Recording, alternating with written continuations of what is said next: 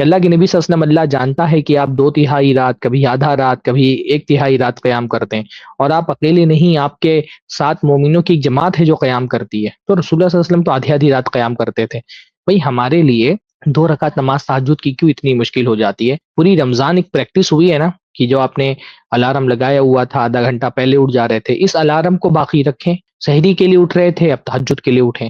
آدھا گھنٹہ پہلے اگر پورا رمضان سحری کے لیے اٹھ جا رہے تھے، تو پھر رمضان کے بعد یہ آدھا گھنٹہ پہلے اٹھ جائیں، اور جو وقت سحری کے لیے دے رہے تھے اتنا وقت 2 رکعت نمازوں کے لیے دے دیں۔ اللہ تعالیٰ سے توفیق بھی طلب کریں کہ اللہ تعالیٰ ہم کو توفیق عطا فرمائے۔ اگر ہم رمضان سے پہلے اشراق کی نماز نہیں پڑھتے تھے تو کیا مشکل ہے ہمارے لیے؟ ہم میں سے بہت سارے لوگ فجر کی نماز پڑھ کر کے سو جاتے ہیں، 10 بجے 11 بجے اٹھتے ہیں، تو 2 رکعت ہلکی نماز پڑھ لیں بھائی۔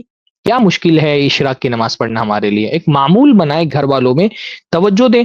بھائی اللہ کے نبی کتنی اشراق کی نماز کی کتنی فضیلتیں آئی ہیں۔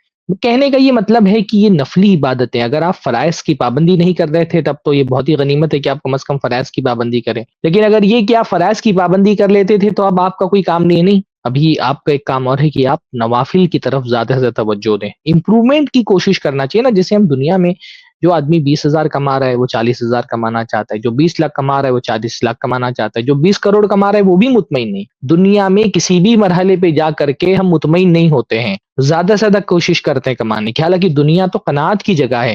دنیا میں تو جتنا ملا اتنے میں آدمی کو خوش رہنا چاہیے۔ مقابلے کی جگہ، اپنے آپ کو بڑھانے کی جگہ آخرت ہوتی ہے۔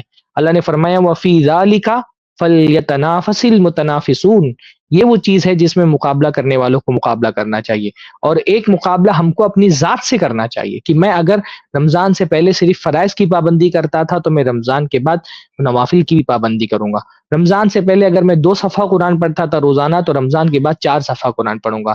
اگر میں 10 منٹ تلاوت کرتا تھا تو میں 20 منٹ تلاوت کروں گا۔ خود اپنے اعمال کو بڑھانے کی کوشش کرنا۔ ڈونٹ بی اے منیمم گائے، جس کو کہا جاتا ہے نا انگلش میں، کہ ایک منیمم کی کوشش مت کرو کہ منیمم میں کیا کر لے رہا ہوں۔ ہم دین کے معاملے میں بہت زیادہ منیمم پر اکتفا کر لیتے ہیں۔ جو آدمی 1 رکعت وتر پڑھتا ہے پورا سال ایک ہی رکعت کیوں وتر پڑھتا ہے؟ بھائی کبھی 3 پڑھ لو۔ اللہ کے رسول کا عام معمول وتر کے بارے میں تھا کہ آپ 3 پڑھتے تھے۔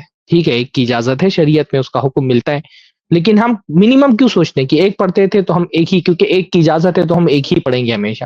ہاں 3 وتر کیوں نہیں پڑھ سکتے آپ؟ تو یہ کہ دین کے معاملے میں منیمم نہیں سوچنا چاہیے، میکسیمم سوچنا چاہیے کہ میں زیادہ سے زیادہ کیا کر سکوں۔